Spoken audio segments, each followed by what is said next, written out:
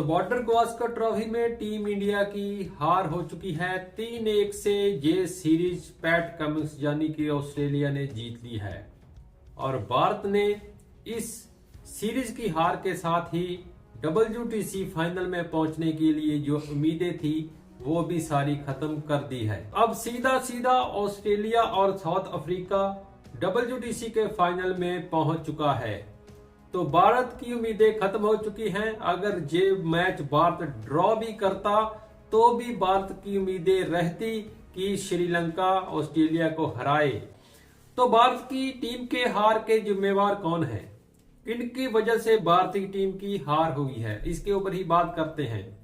कुल मिला के इस पूरी सीरीज के अंदर ही भारत की जो लाइनअप है, जो प्लेइंग 11 है, वो सेटल हो नहीं पाया। भारत की ओपनिंग का भारत को नहीं पता चला भारत की ओपनिंग कौन करने वाला है।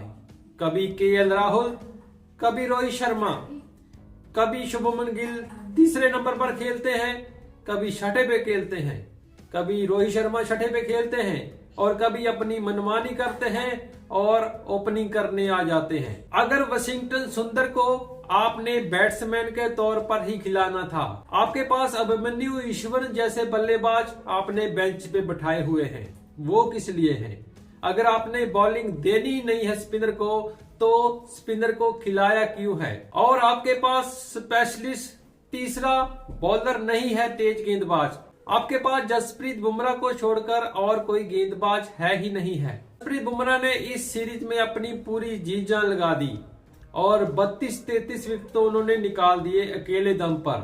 लेकिन दूसरे एंड से कोई ऐसा बॉलर उनके पास नहीं है जो उनको सपोर्ट कर सके। मोहम्मद सिराज फीके लगे हैं ज्यादातर मैच में। अभी लास्ट के ही कुछ एक मैच में उन्होंने थोड़े से विकेट्स निकालने की कोशिश की है, लेकिन भारत के पास ऐसे बॉलर्स नहीं हैं कि जो सपोर्ट करते जसप्रीत बुमराह को।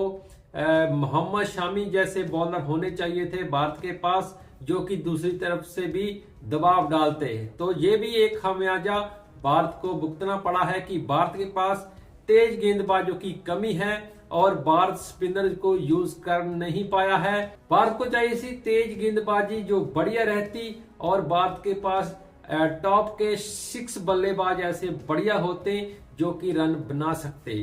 तो भारत नाकाम रहा है इस पूरी सीरीज में ही ज्यादातर पहली इनिंग में रन बनाने के लिए। भारत हमेशा ही 170, 80, 90 रन ही बना पाया इस पहली इनिंग में। भारत की बल्लेबाजी फ्लॉप रही है। टोटल भारत के बल्लेबाजों ने निराश किया है। ऊपर से बात करें तो यशस्वी जायसवाल ने कुछ इनिंग ही खेली है। हालांकि यशस्वी जायसवाल का ये पहला टूर है, उनको छोड़ सकते हैं, लेकिन उन्होंने रन भी बनाए हैं। ऐसा नहीं है उन्होंने रन नहीं बनाए हैं। जो पहला मैच जीता था उसमें यशस्वी जायसवाल की ही सेंचुरी थी जो मैच जीता था।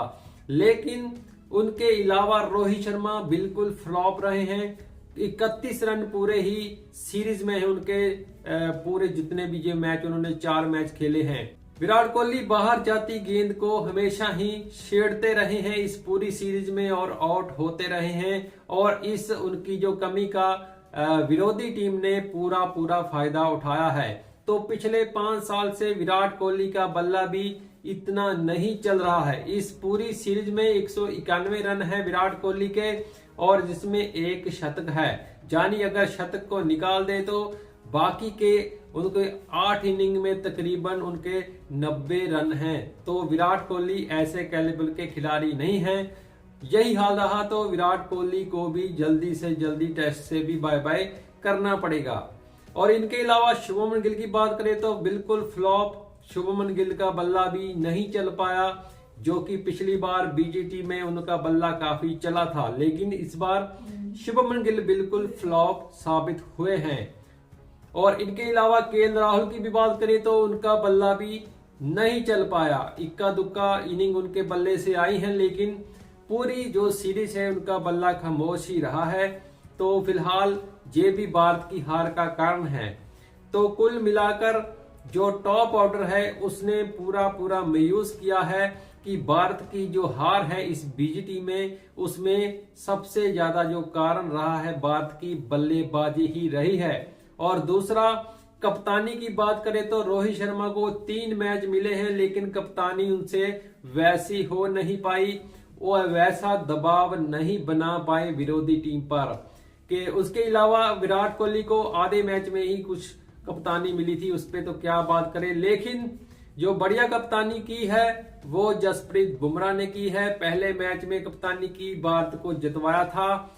दूसरे मैच में हालांकि उनको कप्तानी जो दी थी, लेकिन आधा मैच ही उनके कप्तानी में खेला गया क्योंकि उनको इंजरी हो गई है और वो बाहर हो गए हैं और विराट कोहली ने कप्तानी की थी। लेकिन भारत ने 3-1 से जो ये सीरीज हारी है, उसमें जो एक मुकाबला है वो जसप्रीत बुमराह ने ही आपको जितवाया था।